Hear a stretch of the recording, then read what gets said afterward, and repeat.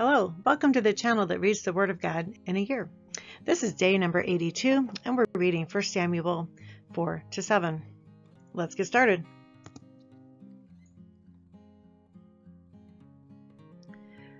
I just want to say a special welcome to my new subscribers. I would love to connect with you in the comments section. If you get a chance, please introduce yourself.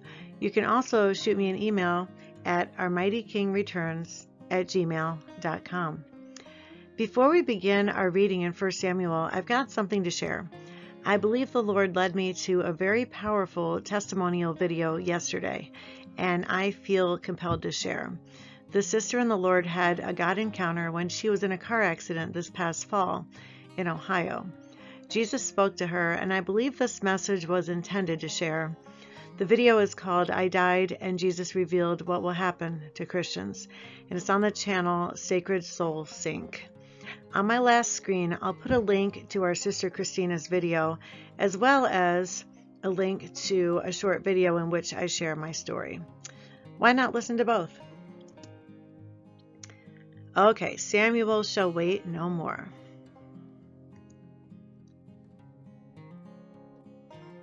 The death of Eli. Chapter 4. And the word of Samuel came to all Israel. The ark of God captured. Now Israel went out to battle against the Philistines and encamped beside Ebenezer, and the Philistines encamped in Aphek. Then the Philistines put themselves in battle array against Israel. And when they joined battle, Israel was defeated by the Philistines, who killed about 4,000 men of the army in the field. And when the people had come into the camp, the elders of Israel said, Why has the Lord defeated us today before the Philistines?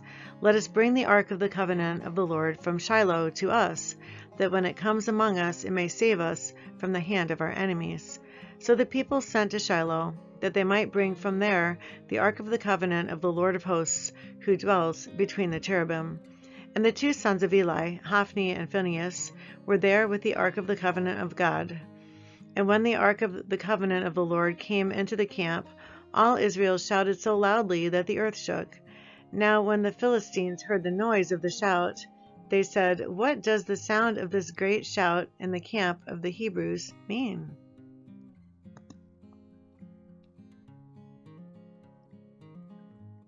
Then they understood that the ark of the Lord had come into the camp.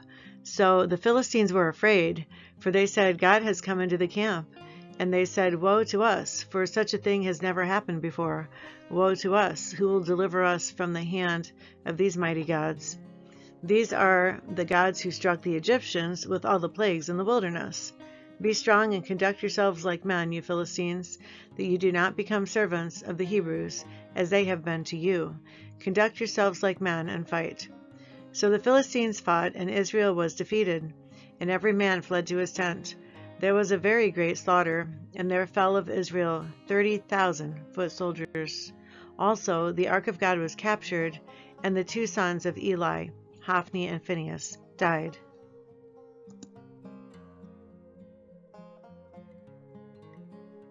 The death of Eli. Then a man of Benjamin ran from the battle line in the same day, and came to Shiloh with his clothes torn and dirt on his head. Now when he came, there was Eli sitting on a seat by the wayside watching, for his heart trembled for the ark of God. And when the man came into the city and told it, all the city cried out. When Eli heard the noise of the outcry, he said, What does the sound of this tumult mean? And the man came quickly and told Eli. Eli was 98 years old, and his eyes were so dim that he could not see.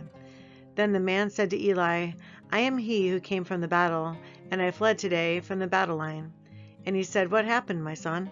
So the messenger answered and said, Israel has fled before the Philistines, and there has been a great slaughter among the people. Also your two sons, Hophni and Phinehas, are dead, and the ark of God has been captured.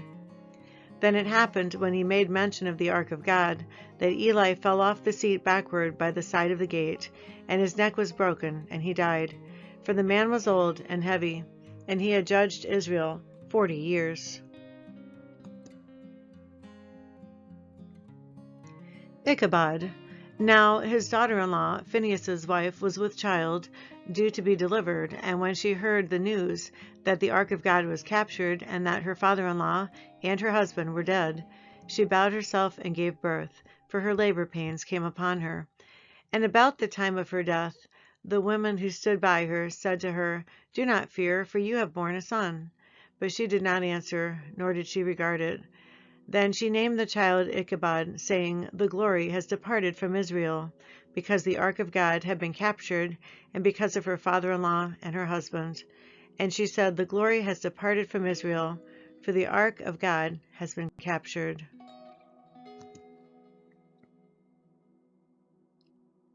The Philistines and the Ark. Chapter 5. Then the Philistines took the ark of God and brought it from Ebenezer to Ashdod. When the Philistines took the ark of God, they brought it into the house of Dagon and set it by Dagon. And when the people of Ashdod arose early in the morning, there was Dagon fallen on its face to the earth before the ark of the Lord. So they took Dagon and set it in its place again. And when they arose early the next morning, there was Dagon fallen on its face to the ground before the ark of the Lord. The head of Dagon and both the palms of its hands were broken off on the threshold. Only Dagon's torso was left of it. Therefore neither the priests of Dagon nor any who come into Dagon's house tread on the threshold of Dagon in Ashdod to this day. But the hand of the Lord was heavy upon the people of Ashdod, and he ravaged them and struck them with tumors, both Ashdod and its territory. And when the men of Ashdod saw how it was, they said, "The ark of the God of Israel must not remain with us, for his hand is harsh toward us and Dagon our God." Therefore they sent and gathered to themselves all the lords of the Philistines, and said, "What shall we do with the ark of the God of Israel?" And they answered, "Let the ark of the God of Israel be carried away to Gath." So they carried the ark of the God of Israel away.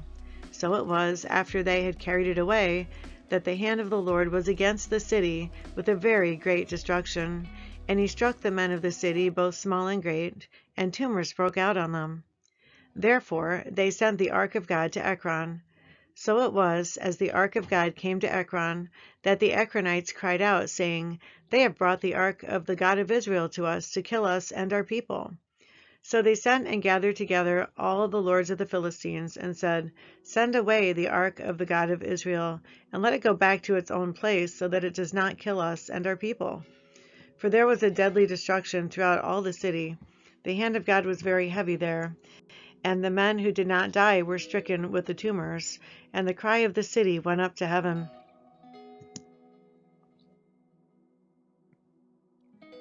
The ark returned to Israel.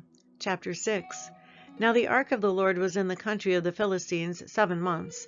And the Philistines called for the priests and the diviners, saying, "What shall we do with the ark of the Lord?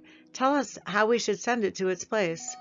So they said, "If you send away the ark of the God of Israel, do not send it empty, but by all means return it to him with a trespass offering.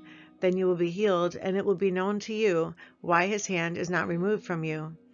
Then they said, "What is the trespass offering which we shall return to him?" They answered, 5 golden tumors and 5 golden rats, according to the number of the lords of the Philistines. For the same plague was on all of you and on your lords. Therefore you shall make images of your tumors and images of your rats that ravage the land, and you shall give glory to the God of Israel. Perhaps he will lighten his hand from you, from your gods, and from your land. Why then do you harden your hearts as the Egyptians and Pharaoh hardened their hearts? When he did mighty things among them, did they not let the people go, that they might depart? Now therefore make a new cart, take 2 milk cows which have never been yoked, and hitch the cows to the cart, and take their calves home away from them.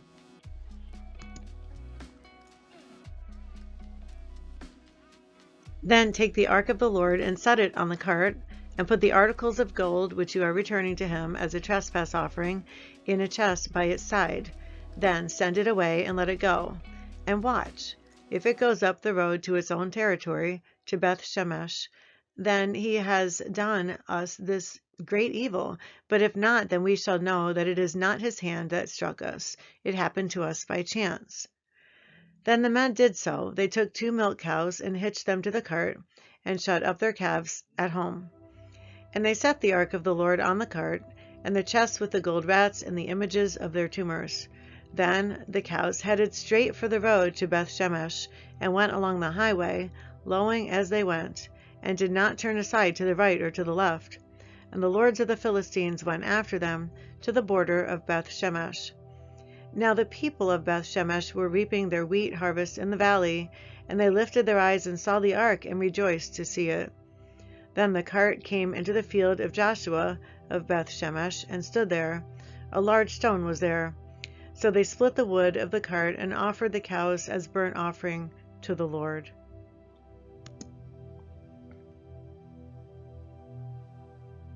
The Levites took down the ark of the Lord and the chest that was with it, in which were the articles of gold, and put them on the large stone. Then the men of Beth Shemesh offered burnt offerings and made sacrifices the same day to the Lord. So when the 5 lords of the Philistines had seen it, they returned to Ekron the same day.